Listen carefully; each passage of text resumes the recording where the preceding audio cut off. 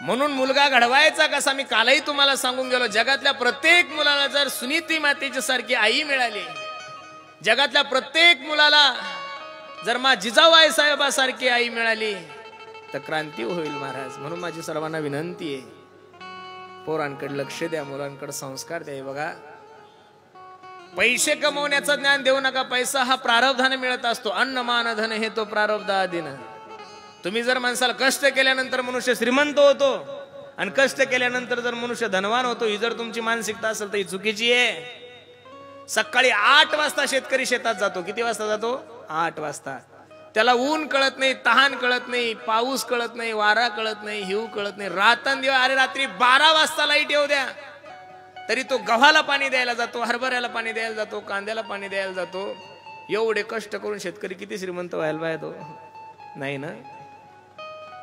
कष्ट करून जर मनुष्य श्रीमंत झाला असता, कष्ट करून जर मनुष्य धनवान झाला असता, तर मी नारदाच्या गादीवर सांगतो या देशातला एकही शेतकरी गरीब राहिला नसता महाराज. अहो, बैलापेक्षा जास्त काम करतात लोक, बैलापेक्षा जास्त काम करतात, पण काही नाही, अंगावरचे कपडे नाही बदलले महाराज त्यांचे अजून.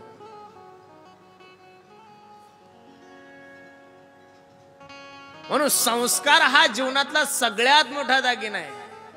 काय आहे? दागिना आहे. आणि तो दागिना जर माणसाकडे असला की माणूस गरीब जरी असला तरी आपल्या आनंदात राहतो महाराज. जीवन जगण्यासाठी जर श्रीमंती लागते असा जर तुमचा दृष्टिकोन असेल तर चुकीचा आहे तो.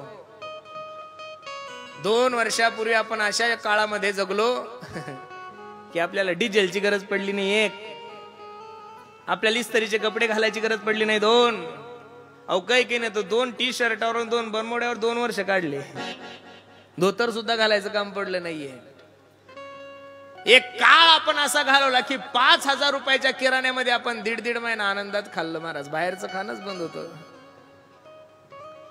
या महाराष्ट्रामध्ये, या देशामध्ये असे काही लोक आहे की ते 3,000 रुपयामध्ये सुद्धा महिनाभर जीवन जगतात. आणि या देशामध्ये असे काही लोक आहे की ते एका टायमाला 40-40 लाख रुपये खर्च करतात. असे काही लोक आहे ना. थांबण्यात आनंद आहे, कुठंतरी स्थिर राहण्यात आनंद आहे. तुम्ही जर आपल्यापेक्षा मोठ्या माणसाचा विचार करता तर तुम्ही जीवनभर सुखी राहू शकत नाही. 5 अकरावाल्यानं 10 अकरावाल्याचा विचार करायचाच नाही. 5 अकरावाल्यानं 2 अकरावाल्याकडे पाहायचं. अरे याच्याकडे तर 2 एकर आहे, आपल्याकडे 3 शिल्लक आहे. बागायतदाराने कोरडवाल्याकडे पाहायचं, फळबागावाल्याकडे पाहायचं. अरे याला तर विहीर नाही ना, आपल्या तर 4 विहिरी आहे, पाईपलाईन, किती आनंदात आपली शेती आहे. गायक वादकांनी चोपदाराकडे पाहायचं, कीर्तनकाराकडे पाहिल्यावर घाम आल्याशिवाय राहणार. आपल्यापेक्षा मोठ्या माणसाकडे पाहिलं की दुःख सुरू होतं. म्हणून आपल्यापेक्षा छोट्या माणसाकडे पाहून जीवन जगायचं. आता तुम्ही एवढे मंडळी कीर्तनासाठी आलेले, काही मायमावल्या पायी आलेले आहे, काही 2 व्हीलर आलेले, काही अल्टो घेऊन आले, काही स्विफ्ट घेऊन आले, काही वॅगनर घेऊन आले, कोणी इनोव्हा घेऊन आलं, कोणी क्रेटा घेऊन आलं, कोणी डस्टर घेऊन आलंय, कोणी अनेक प्रकारच्या गाड्या घेऊन आल्या. पण 2 व्हीलर वाल्याने कथा संपल्यानंतर घरी जात असताना 4 व्हीलर वाल्याकडे नाही पाहायचं, त्यांना पायी चालणाऱ्या लोकांकडे पाहायचं. अरे याला तर अर्धा तास लागणार आहे गावात जायला, मी तर 10 मिनिटात जातो. पण 2 व्हीलर वाल्याने का 4 व्हीलर वाल्याकडे पाहिलं की त्रास सुरू होतो.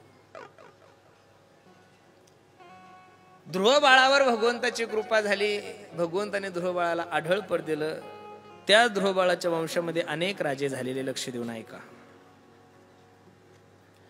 ध्रुवाचे पुत्र उत्कल झाले, उत्कलाचे अंग झाले, अंग राजाचा मुलगा आहे वेन. हा वेन राजा खूप नास्तिक आहे. शुकाचार्य भगवान राजा परीक्षितीला सांगतात, राजा ऐक,